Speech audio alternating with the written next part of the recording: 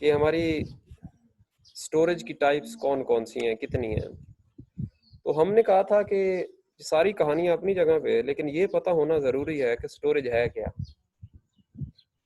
तो उसके लिए हमने बात की थी कि स्टोरेज कोई भी ऐसा मीडियम या ऐसी चीज़ है जो अपने पास डाटा को, जो हम रॉ फैक्ट्स एंड फिगर्स लेते हैं उन्हें, उन पे जो हम प्रोसेस करना चाहते हैं या जो सॉफ्टवेयर की इंस्ट्रक्शंस अप्लाई करना चाहते हैं उन्हें, और उस डाटा के प्रोसेस होने के बाद जो हमारे पास रिजल्ट्स आते हैं उन्हें अपने पास सेव रखता है फ्यूचर के लिए। ओके, बात ठीक हो गई। इसका मतलब है अगर हमने ये सारे काम करने हैं तो हमें कोई ना कोई फिजिकल मीडियम चाहिए। तो हमने कहा था कि उस फिजिकल मीडियम का नाम क्या होगा, कोई ना कोई स्टोरेज मीडियम होगा हमारे पास जिसे हम यूज कर रहे होंगे एज अ फिजिकल मीडिया। तो हमने कहा था कि स्टोरेज मीडिया क्या होता, मीडियम क्या होता है, कुछ फिजिकल मटेरियल की बात करें तो इसका मतलब क्या है, हार्डवेयर कंपोनेंट। तो ये एक ऐसा हार्डवेयर कंपोनेंट जो स्टोरेज पर्पज के लिए यूज होता है, हम कहेंगे कि वो हमारे पास क्या था, स्टोरेज मीडियम था। और इसके अंदर क्या क्या चीजें होंगी, वही तीन चीजें होंगी, डाटा, इंस्ट्रक्शंस और इंफॉर्मेशन। ओके, इसके बाद हमने बात की थी, ये बहुत सारी चीज़ें आपके सामने शो हो रही होंगी आपको स्क्रीन पे स्टोरेज के हवाले से कि स्टोरेज, मैंने कहा था कि ये मैं हाईलाइट कर रहा हूँ। हार्ड डिस्क आप सारे जानते होंगे, आपके पास कंप्यूटर लैपटॉप जो चीज़ भी हो उसके अंदर ये एटीएम्स आजकल कॉमनली यूज़ हो रहे हैं, वाइडली यूज़ हो रहे हैं। आपको पता है कि आपके बैंक इन्फॉर्मेशन, सारी की सारी बैंकिंग इन्फॉर्मेशन इसके अंदर स्टोर होती है। इसके अलावा यूएसबीज वगैरह, ये मेमोरी कार्ड, हर एक बंदे के पास मोबाइल है तो उसे आइडिया होगा इसका कि मेमोरी कार्ड्स भी हमारे स्टोरेज मीडियम के तौर पर यूज़ हो रहे होते हैं। उसके बाद हमारा अगला क्वेश्चन था कि ठीक है, स्टोरेज का पता चल गया, वो अपने पास डाटा, इंस्ट्रक्शंस और इंफॉर्मेशन रखती है या आउटपुट रखती है। ओके फाइन, फिजिकल मीडिया जो ये काम करता है वो स्टोरेज मीडियम होता है। ओके बिल्कुल ठीक है, उसकी टाइप्स भी देख ली। तो कैपेसिटी क्या होता है, स्टोरेज कैपेसिटी क्या होगा, तो हमने कहा था कि ये नंबर ऑफ बाइट्स होती हैं जो कोई भी मीडिया अपने पास है या कोई भी मीडियम अपने पास स्टोर कर सकता है। ओके फाइन, तो ये नंबर ऑफ बाइट्स क्या थी, तो हमने कहा था कि 1 KB जो हमारे पास सबसे छोटा यूनिट यूज होता है बाइट्स के, 1 KB equal to 1000 number of bytes, और 1000 is an approximate value, not an exact value. Exact number is 2 raised to power 10 or 1024. Whenever we are talking about KB or kilo, it means we are talking about 2 raised to power 10, while exact value is 1024 and approx value is 1000. Then next one is MB or megabyte. Same here, approx value is 1 million, but exact value is 2 raised to power 20 or 1048576. Later on हम next slide की तरफ move करें तो वहां पे हमारे पास आता है कि स्टोरेज मीडियम पता चल गया, कोई हार्डवेयर कंपोनेंट्स होता है। हार्डवेयर कंपोनेंट होता है, वो करता क्या है, तो वो दो काम करता है, या तो डाटा को रीड कर रहा होता है या रिट्राइव कर रहा होता है, डाटा को रिकॉर्ड कर रहा होता है या रिट्राइव कर रहा होता है। तो ये दो कहानियां हैं क्या क्या। डाटा रीडिंग एक ऐसा प्रोसेस है जिसके अंदर हम डाटा को ट्रांसफर कर रहे होते हैं स्टोरेज मीडियम से मेमोरी, यानी कि सिंपल वर्ड्स में समझने के लिए हार्ड डिस्क से रैम पे, और राइटिंग इसके अपोजिट, रैम से या मेमोरी से स्टोरेज मीडिया की तरफ हम जा रहे होते हैं, स्टोरेज मीडियम की तरफ हम मूव कर रहे होते हैं। ये सारी चीजें जो हमने कल डिस्कस कर ली थी डिटेल। उसके बाद हमारे पास था कि एक्सेस टाइम क्या होता है, तो हमने कहा था कि वो वाला टाइम जो किसी भी डिवाइस को डाटा लोकेट करने के लिए, यानी कि डाटा हम जब सेव कर देते हैं डिवाइस के अंदर, तो वो डाटा कहाँ पे पड़ा है, कितनी टाइम पे वो डिवाइस उस डाटा को अवेलेबल करती है सिस्टम के लिए, वो हमारे पास क्या हो जाएगा, वो हमारे पास हो जाएगा उसका एक्सेस टाइम। या दूसरी डेफिनेशन में हमने देखा था कि वो वाला टाइम जो रिक्वायर्ड होता है मेमोरी से प्रोसेसर तक डाटा के ट्रांसफर होने के लिए। ठीक है, ये बात भी हो गई। तो इस हवाले से हमने बात की थी कि रैम सबसे तेज डाटा ट्रांसफर रेट जो है, या वो जो सबसे कम एक्सेस टाइम जो है वो रैम का है, then hard, then memory card या flash drive, then optical disc, CD की बात हुई थी, एंड देन टैब। ये हमारी सारी बातें जो हैं वो लास्ट क्लास की लेक्चर 1 की हैं जो मैं रिवाइज कर रहा हूँ। उसके बाद हमारे पास नेक्स्ट हार्ड डिस्क क्या होती है, जो हम स्टोरेज मीडियम की बात कर रहे हैं, जो अभी हमने बात की, उसमें एक very important storage medium hard drive, hard disk, जिसके अंदर इसकी कंस्ट्रक्शन बड़ी सिंपल से होती है कि इसके अंदर डिफरेंट प्लेटर्स लगे होते हैं जो नॉर्मली मेटेलिक होते हैं, जिनके ऊपर मैग्नेटिक कोटिंग होती है, मैग्नेटिक पार्टिकल्स होते हैं जिनके ऊपर डाटा को स्टोर किया जाता है।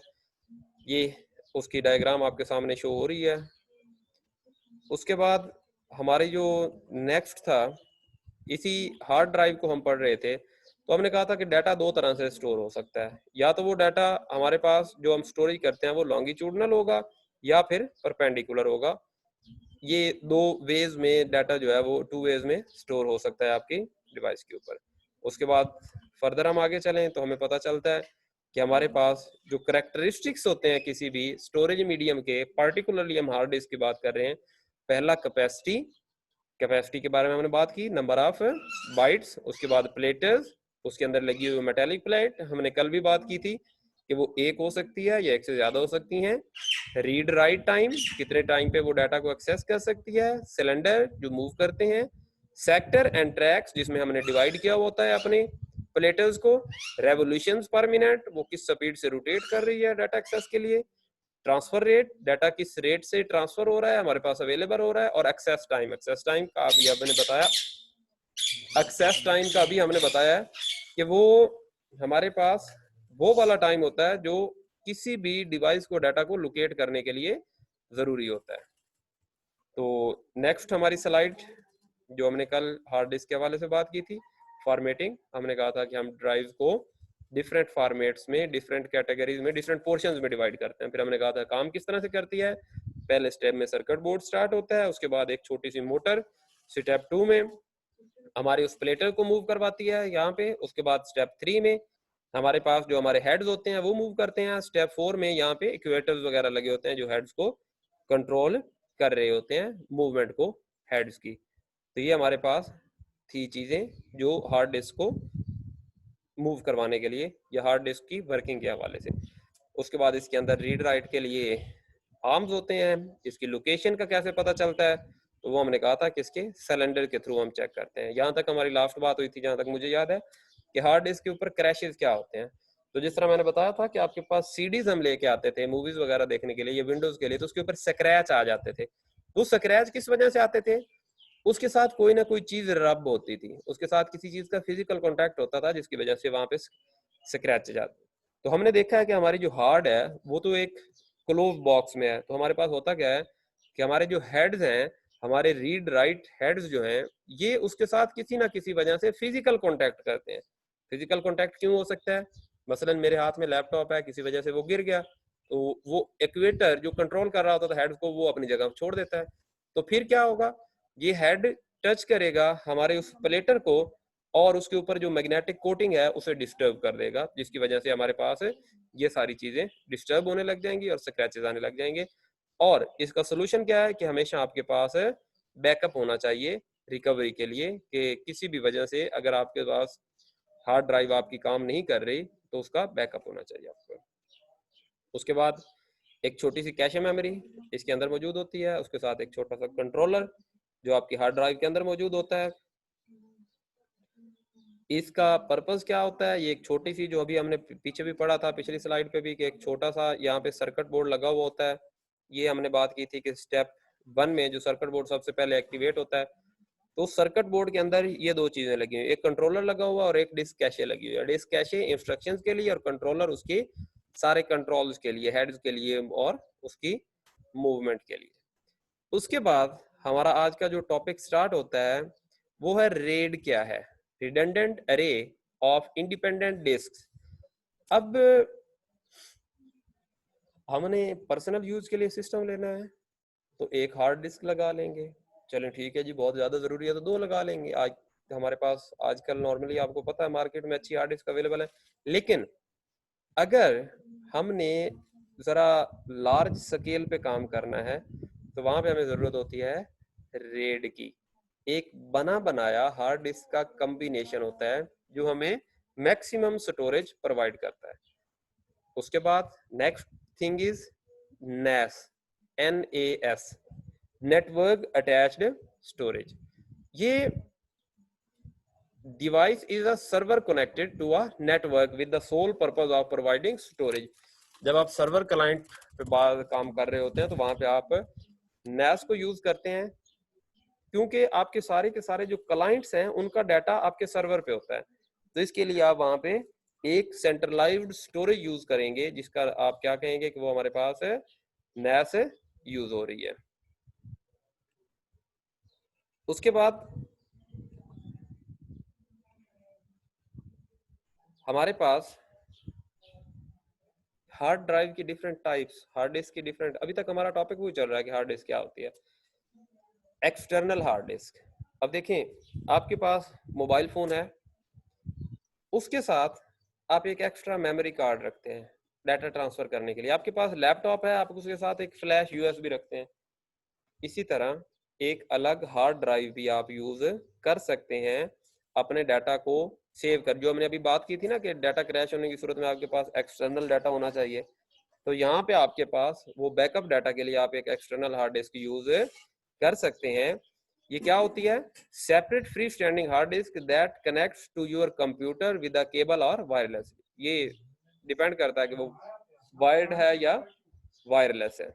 उसके बाद रिमूवेबल हार्ड डिस्क, ये थोड़ा सिक्योरिटी पर्पज के लिए होती है कि जहाँ पे आप काम करें वहां पे आप इंसर्ट करें, और जैसे ही आप काम खत्म करें आप अपनी हार्ड को वहां से रिमूव कर लें, ताकि आपके बाद आने वाले लोग उसे किसी तरह से आपका जो काम है उसमें इंटरफेयर ना कर सके। उसके बाद internal and external hard disk are available in minimum miniature sizes. अब एक टाइम था जब आपके पास स्टैंडर्ड साइजेस चला करते थे, अब टाइम टू टाइम हम देख रहे हैं कि साइज के हिसाब से हमारी जो चीजें हैं वो हम रिड्यूस कर रहे हैं। दूसरे लफ्जों में साइजेस को हमने अब पावर एफिशिएंसी की तरफ मूव करना स्टार्ट कर दिया। पावर एफिशिएंसी क्या है कि हम कम से कम एनर्जी को यूज करके अपने किसी भी इक्विपमेंट को बेहतर से बेहतर तौर पर यूज कर सकें। तो उसके लिए हमारे पास ये डिफरेंट मिनिएचर्स में चीजें यूज हो रही हैं, डिफरेंट हार्ड ड्राइव हमारे पास मार्केट में आ रही हैं। अब इसमें आपके पास ये कुछ हार्ड ड्राइव शो हो रही हैं, कुछ example. Controller consist of a special purpose chip, अब ये डिस्क कंट्रोलर की बात हो रही है, and electronic circuit that controls the transfer of data. ये जो हमने वहां पे एक सर्किट देखा था हार्ड ड्राइव के अंदर, वहां पे एक कैशे के साथ एक कंट्रोलर लगा हुआ था। Transfer of data instruction and information from a disk to and from the system bus and other components of the computer. ये उसकी कुछ एग्जांपल लिखी हुई हैं। साटा आप सबने सुनी होगी, EID भी यूज हो रहे हैं, SCSI, SAS, ये सारी वो चीजें हैं जो हम यूज कर रहे हैं अपने कंप्यूटर सिस्टम्स के अंदर स्टोरेज पर्पस के लिए। उसके बाद इनके नाम कंफ्यूजन क्लियर करने के लिए, SATA stands for serial advance technology attachment, EID enhanced ID, SAS serial attached, SCSI and SCSI is SI technologies. ये किसी ऑर्गेनाइजेशन के नेम पे है। ओके फाइन, यहाँ तक हमारी सारी की सारी कहानी चल रही थी। हमारी हार्ड डिस्क क्या होती है, कैसे काम करती है, उसकी कंस्ट्रक्शन कैसे होती है, स्टोरेज कैपेसिटी क्या होती है, साइजेस क्या होते हैं, उसके अंदर कौन कौन सी चिप्स मौजूद होती हैं। अब हम मूव करते हैं एक अलग टाइप की स्टोरेज पे, और उसका नाम है फ्लैश मेमोरी स्टोरेज। आपने अक्सर नाम सुना होगा USB flash card, flash card. तो ये क्या होते हैं? Flash memory chips are typically of solid state medium and contain no moving parts. सबसे बड़ी निशानी ये है कि आपकी जो फ्लैश मेमोरीज होंगी ये मूवेबल मेमोरीज, इनके अंदर कोई कंपोनेंट मूव करने वाला नहीं होगा। इसकी एक एग्जांपल SSD कार्ड्स। आप पहले हार्ड ड्राइव यूज करते थे, आजकल हार्ड ड्राइव की जगह पे SSD कार्ड यूज हो रहे हैं। उनके अंदर कोई मोटर नहीं होती, कोई अटेनुएटर नहीं होते, कोई वो मूविंग पार्ट्स जो हमने एक्चुएटर नहीं होते, बल्कि वो क्या होता है, सिंपल फ्लैश ड्राइव पे काम कर रही होती है। और इसके बेनिफिट्स भी हैं। इसका एक्सेस टाइम अच्छा है, डाटा ट्रांसफर रेट ज्यादा है, फास्टर है, लेस हीट का मतलब क्या है कि लेस पावर कंज्यूम करेगी, और इसका जो लाइफ स्पैन होगा वो बहुत बेहतर होगा हमारी सिंपल हार्ड ड्राइव से, क्योंकि वहां पे आपको पता है कि हर टाइम पे हीट प्रोड्यूस हो रही होती थी, हर टाइम पे पार्ट्स मूव हो रहे होते थे, तो टाइम टू टाइम वो डैमेज होना स्टार्ट हो जाते थे किसी भी वजह से। तो जब वो मूविंग पार्ट्स ही नहीं होंगे, हीट प्रोड्यूस नहीं हो रही होगी, तो ये सारे कंपोनेंट्स में जो प्रॉब्लम्स आते हैं वो नहीं होंगे। ये आपके सामने SSD कार्ड शो हो रहा है आपके पास फ्लैश मेमोरी स्टोरेज के। उसके बाद फ्लैश मेमोरी में हमने SSD कार्ड पढ़ लिया। अब मेमोरी कार्ड, जिसके पास मोबाइल है उसे बेहतर आइडिया है कि मेमोरी कार्ड क्या होते हैं। रिमूवेबल फ्लैश मेमोरी, जिसे आप अपने पर्पस के लिए इंसर्ट कर सकते हैं, that you insert and remove from a slot in a computer, mobile device or card reader writer। कहीं पे भी इसकी डिफरेंट स्लॉट्स बनी हुई होती हैं, इसके साइजेस डिफरेंट होते थे, लेकिन नॉर्मली आजकल SD कार्ड यूज हो रहे हैं, स्टैंडर्डाइज्ड हो चुके हैं। पहले थोड़ा सा अगर हम पुरानी बात करें तो वहाँ पे हमारे पास डिफरेंट साइजेस में आते थे मेमोरी कार्ड्स, जिसकी एक टाइप CF कम्पैक्ट फ्लैश है, SD है secure digital, SDHC secure digital high capacity, micro SD यानी कि माइक्रो सिक्योर डिजिटल आजकल आपके मोबाइल्स में यूज़ हो रहा है, micro SDHC, XD picture card, memory stick micro M2। तो ये सारी चीज़ें आपके मेमोरी कार्ड्स की लाइन में आती हैं, जिन्हें हम यूज़ भी करते हैं अपनी डेली लाइफ में। ये एक डायग्राम है जिसके अंदर आपको बहुत सारी चीज़ें नज़र आ रही होंगी, बहुत सारे कार्ड नज़र आ रहे होंगे। मैंने पहले जैसे कि आपको बताया कि यहाँ पे आपको आइडिया हो जाएगा कि ये जो साइजेस हैं इन कार्ड्स के वो अलग अलग हैं। इन साइजेस में ये देखें, ये माइक्रो SD कार्ड को हम यूज़ कर रहे हैं, जो कि अब करंट टाइम पे हमारे पास है। नॉर्मली हम सिर्फ माइक्रो SD की तरफ जा रहे हैं, हमारे पास जो मैक्सिमम टेक्नोलॉजीज में यूज़ हो रहा है वो माइक्रो SD को हम यूज़ कर रहे हैं। ये आपके पास मीडिया टाइप फ्लैश कार्ड्स की उनकी स्टोरेज कैपेसिटी, उनके यूजेस, जिस तरह हम CF की बात करें तो 512 MB टू 100 GB 100 GB तक आपके ये अवेलेबल होते हैं। SD की बात करें तो 512 MB to 8 GB, SDHC 4 to 32। तो ये हमारे पास डिफरेंट कार्ड्स हैं जो अवेलेबल है हमारे पास। लेकिन हम जिस बुक के रेफरेंसेस यूज कर रहे हैं ये इस बुक का ओल्डर वेरिएंट है। आज हमारे पास इससे अच्छे मेमोरी कार्ड्स, इससे ज़्यादा कैपेसिटी वाले मेमोरी कार्ड्स मार्केट में अवेलेबल हैं। वर्किंग कैसे करता है आपके सामने है। स्टेप 1 2 3 4। स्टेप 1 में आपके पास जब आप कार्ड को इंसर्ट करते हैं उस स्लॉट के अंदर, तो वहाँ पे उस कार्ड का कॉन्टैक्ट, उसके सामने आपने देखा होगा छोटे छोटे मेटेलिक कनेक्टर्स बने होते हैं, वो वहाँ पे स्लॉट के साथ कनेक्ट होते हैं, जो डाटा को ट्रांसफ़र होने में हेल्प आउट करते हैं। उसके बाद जब आप उसे स्टार्ट करते हैं, किसी डिवाइस के साथ कनेक्ट करते हैं, तो उसके अंदर क्या होता है, उसकी जो ट्रांसफ़र डाटा सेक्टर्स हैं वो एक्टिवेट हो जाते हैं और डाटा का ट्रांसफ़र स्टार्ट हो जाता है। ये सारे के सारी चीज़ें हम बात कर रहे हैं किसके लिए, अपने फ्लैश कार्ड्स के लिए। उसके बाद USB फ्लैश ड्राइव हम यूज़ करते हैं। अगर सादा लफ्ज़ों में हम कहें तो हम फ्लैश कार्ड को एक सेफ जैकेट के अंदर लगा लें तो हम उसे USB फ्लैश कर देते हैं, और कुछ भी नहीं है। सिर्फ और सिर्फ जब हम किसी भी अपने कार्ड को USB कनेक्टर जो हमारा होता है, यूनिवर्सल कनेक्टर होते हैं USB पोर्ट वाले, उस पोर्ट के कनेक्टर के साथ अटैच कर लें तो हमारा वो कार्ड जो है वो USB काउंट होना, और इसमें कुछ भी नहीं होता। वो ये एक छोटा सा सर्किट, एक कार्ड होता है और ये कनेक्टर लगा। USB flash drives plug into a USB port on a computer or mobile device। ये डिफरेंट केबल्स के थ्रू भी आप इन्हें कनेक्ट कर सकते हैं अपने सिस्टम के साथ या अपनी डिवाइसेस के साथ। ये कुछ थंब ड्राइव्स के बारे में डिटेल्स दी गई हैं आपको। उसके बाद एक्सप्रेस कार्ड, ये भी आपके लैपटॉप्स में इसकी बिल्ट इन स्लॉट होती है नॉर्मली।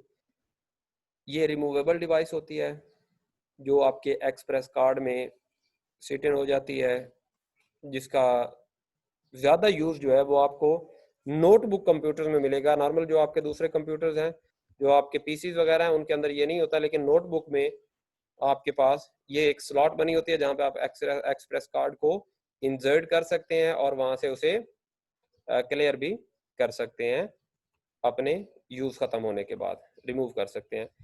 उसके बाद हमारे पास स्टोरेज की अगली टाइप जो है बेटा वो क्लाउड स्टोरेज है। क्लाउड स्टोरेज आजकल जब हमारे पास इंटरनेट की एक्सेस जो है वो अवेलेबल है, तो हमारे पास बहुत सारी कंपनीज हैं जो हमें स्टोरेज ऑफर करती हैं कि हम ऑनलाइन जाएं, वहाँ पे स्टोरेज अपना डाटा जो है वो स्टोर करें जब हमें। इसके लिए अब आप ये कह लें कि आपको पहले हार्डवेयर चाहिए होता था डाटा को कैरी करने के लिए। मसलन आपने कोई भी डाटा स्टोर करना है ना, तो उसे किसी न किसी हार्डवेयर कंपोनेंट में स्टोर करना और फिर उस हार्डवेयर कंपोनेंट को अपने साथ कैरी करके लेके जाना जहाँ पे भी जा रहे हैं। अब उससे आपको फायदा हो गया कि आपको वो नहीं चाहिए, बल्कि आप क्या करते हैं, ऑनलाइन जाते हैं, अपना डाटा स्टोर करते हैं, फिर किसी भी लोकेशन पे जाके अपने अकाउंट को एक्सेस करते हैं और आपका वो क्लाउड अवेलेबल होता है। वहां पे आपको जस्ट इंटरनेट चाहिए होता है, डिवाइसेस की जरूरत नहीं है। या आप हम ये कह सकते हैं कि सादा लफ्जों में हमने अपनी स्टोरेज को ड्राइव लेस कर लिया है, हार्डवेयर लेस कर लिया।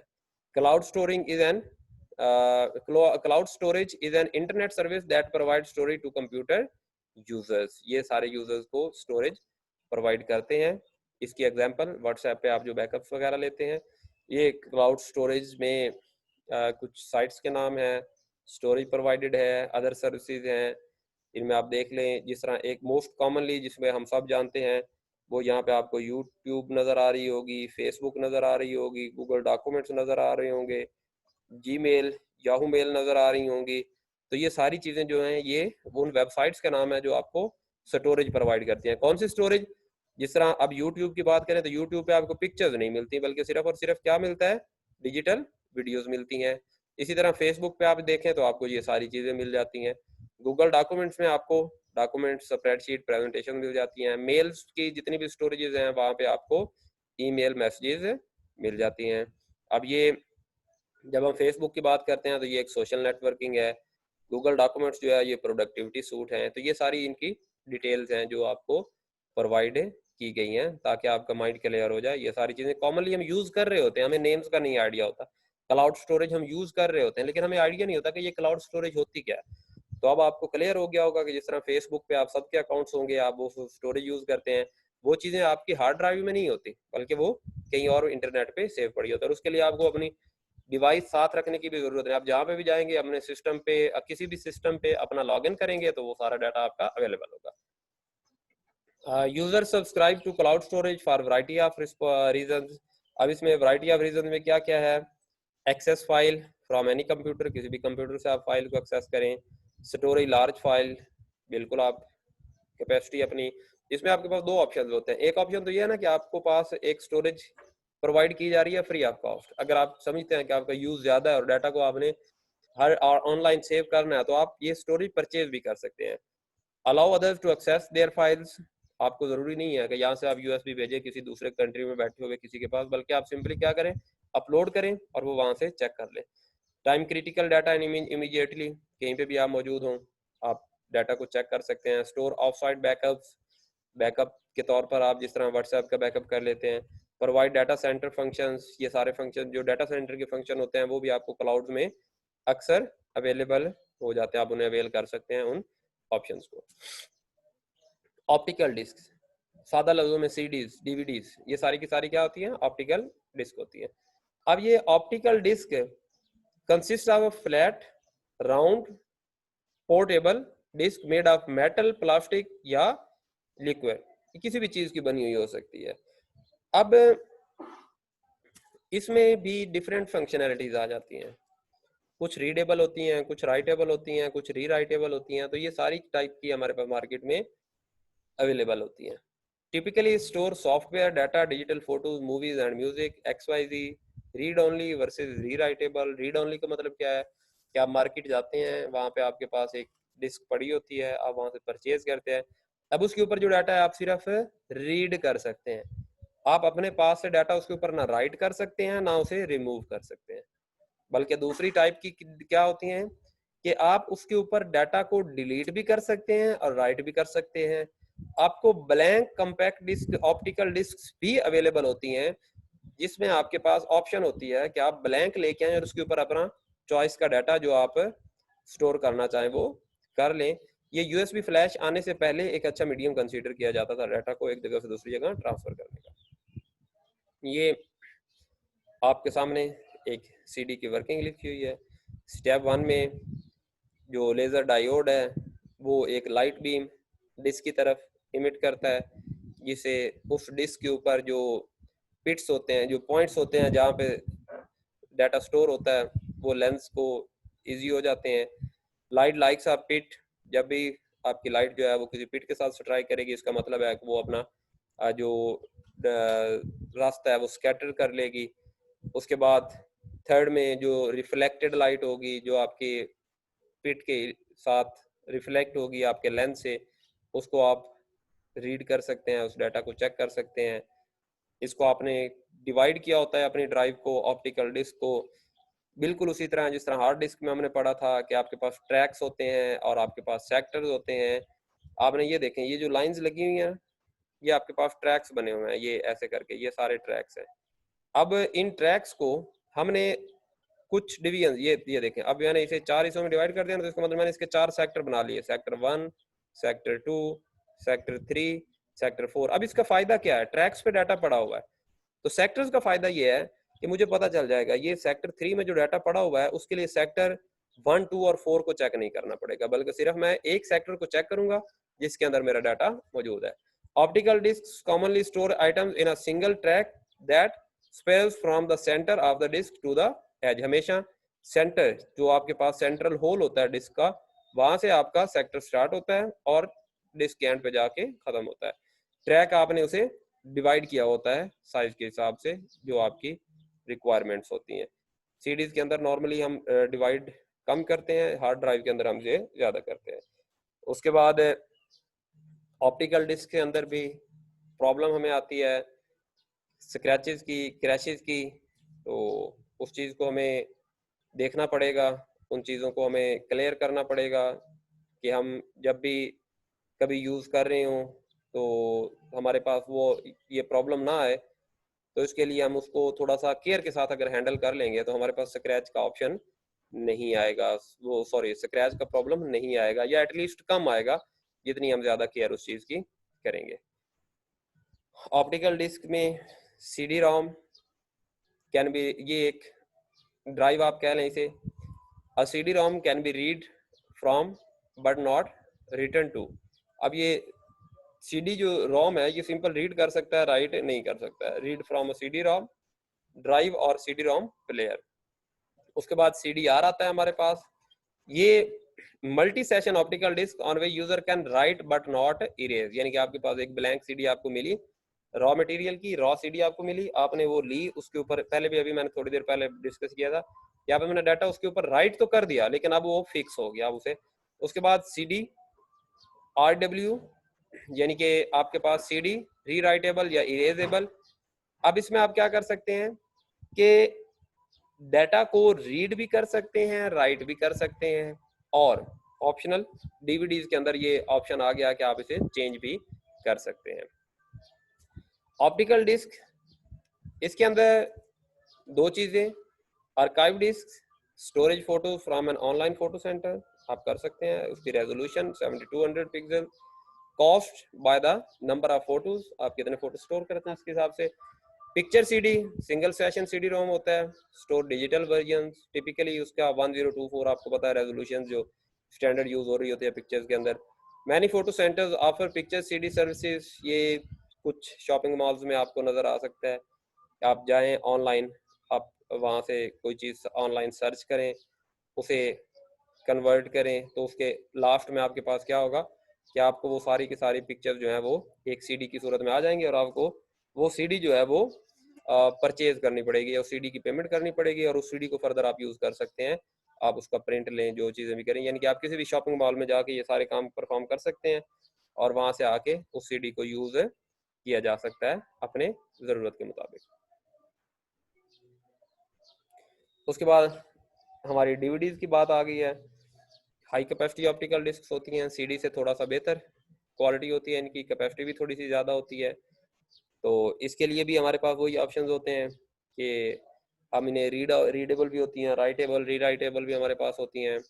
इसके अंदर उसने एक चीज़ जो DVD ROM is a high capacity device है जो उसे रीड करने के लिए यूज होती है। बिल्यू रे की जो डीवीडीज होती हैं उनकी कैपेसिटी बताई हुई है आपको 100 GB तक हो सकती है। री राइटेबल के अंदर आपके पास ऑप्शन होता है कि आप उसे रीड करें, राइट करें या अपना डाटा जो है वो चेंज करें। ये सारे ऑप्शन डीवीडीज में आपके पास होते हैं। सीडीज में आप क्या कर सकते हैं, या तो रीड कर सकते हैं या राइट कर सकते हैं। री राइटेबल का ऑप्शन जो है ना वो डीवीडीज में आता है। इसके अलावा दूसरी बहुत सी टाइप्स हैं स्टोरेज की जो हमने इनिशियली स्टार्ट किया था जब पहली क्लास, तो हमने बात की थी टेप स्टोरेज। पुराने टाइम पे आप लोगों ने वीसीआर वगैरह देखे होंगे, तो वहाँ पे आपके पास ये स्टोरेज यूज हो रही होती थी। इस स्टोरेज में क्या होता है कि आप डाटा को टेप के ऊपर स्टोर करते हैं। उसके बाद मैग्नेटिक स्ट्रिप कार्ड्स या स्मार्ट कार्ड, जिस तरह आप एटीएम कार्ड्स की बात करते हैं तो उनमें आपकी स्टोरेज होती है। माइक्रोफिल्म और ये आ, आपको याद होगा कि पुराने टाइम पे जो कैमराज आते थे उनके अंदर आप माइक्रोफिल्म को यूज कर रहे थे। इंटरप्राइज ऑर्गेनाइजेशनल स्टोरेज के लिए आप डिफरेंट डिवाइसेस को यूज करते हैं। तो ये सारी की सारी वो स्टोरेजेस हैं जो हमारे पास नॉर्मली कॉमनली यूज नहीं होती, कम यूज होती हैं। अब ये टेप स्टोरेज आपके सामने आ रहा है, ये सीडी सॉरी ये कैसेट्स आपने देखी होंगी जो नॉर्मली टेप रिकॉर्डर वगैरह में होती हैं। Tape is a magnetically coated ribbon.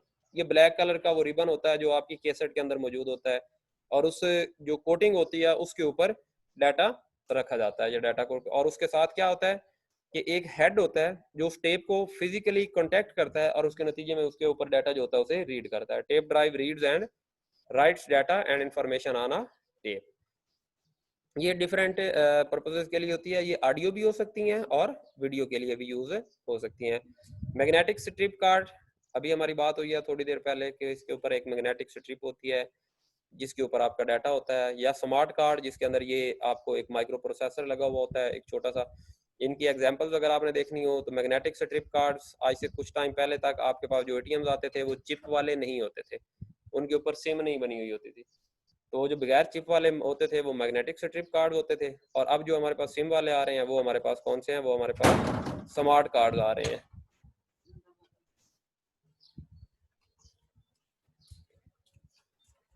ये माइक्रोफिल्म, अभी बात हुई थी हमारे पास कि हमारे पास स्पेशल पर्पस जो है वो इसकी एग्जांपल भी आपको बताई थी कि वो पुराने टाइम पे जब हम कैमरा लेते थे तो हमें उसके अंदर पहले माइक्रोफिल्म इंसर्ट करवानी पड़ती थी जिसके ऊपर हमारे सारे इमेजेस जो है वो बना करते थे, और उन इमेजेस को बाद में हम ट्रांसफर करवा सकते थे अपने उसके अंदर फिजिकल मीडियम के ऊपर हम उसे चेक कर सकते थे।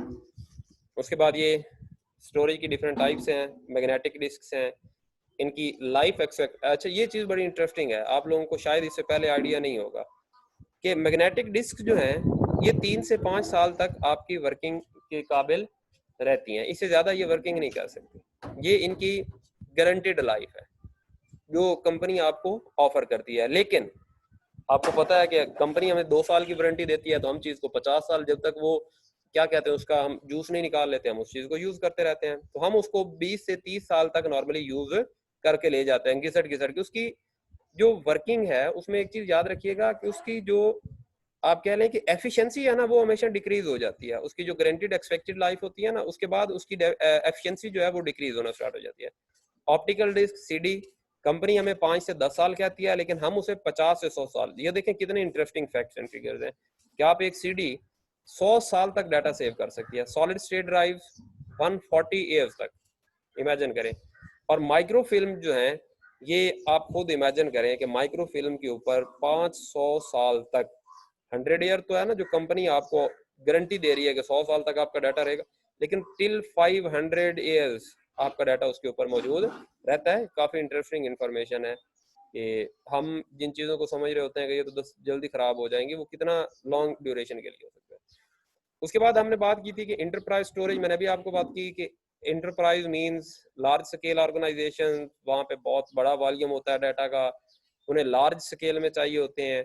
तो वहाँ पे हमारे पास क्या होता है, स्पेशल हार्डवेयर होते हैं। ये देखें आपके सामने ये जो बॉक्सेस बने हुए हैं ये एक्चुअल में वो हार्डवेयर कंपोनेंट्स हैं जिनके अंदर डाटा को स्टोर किया जाता है। इसके अंदर मल्टीपल हार्ड डिस्क लगी हुई होती हैं और इसके अंदर इंटीग्रेटेड सर्किट्स होते हैं जिन्हें ये देखें ये एक नेटवर्क के साथ कनेक्ट किया गया है, और इस नेटवर्क पूरे के पूरे को वो आपकी जो इंटरप्राइज है सर्वर क्लाइंट मॉडल के अंदर यूज कर रही होती है और वो डाटा सारा इसके ऊपर स्टोर कर रही होती है। उसके बाद हम अपने चैप्टर की क्लोजिंग करते हैं। होम यूज़र के लिए हमें जो हार्ड डिस्क रिक्वायर्ड है वो अप्रॉक्स 500 GB है। क्लाउड स्टोरेज यूज़ कर सकता है, ऑप्टिकल डिस्क ड्राइवर्स होते हैं, कार्ड रीडर्स होते हैं, USB फ्लैशेज होती हैं। ये हम सिर्फ और सिर्फ इस चैप्टर में स्टोरेज के हवाले से बात करते हैं। स्मॉल ऑफिस के लिए है। उसके बाद ये मोबाइल यूज़र्स के लिए है कि मोबाइल यूज़र्स को डाटा की क्या क्या रिक्वायरमेंट्स आ सकती हैं। उसके बाद ये पावर यूज़र्स, इंटरप्राइज यूज़र्स, ये सारी इस चैप्टर में हमने जो चीज़ें पढ़ी हैं उनको उसने आप ये समझ लें कि ओवरऑल कंबाइन करके एक समरी बना दिया हुआ है। ओके बेटा, इसके साथ ही हमारा ये चैप्टर एंड होता है और